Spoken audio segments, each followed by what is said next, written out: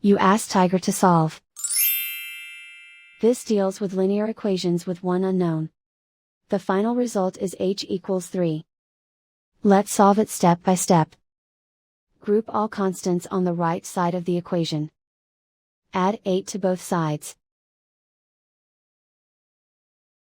Group like terms. Simplify the arithmetic.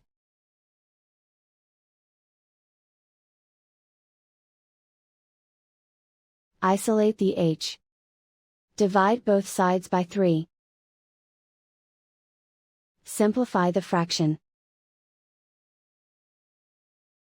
Find the greatest common factor of the numerator and denominator.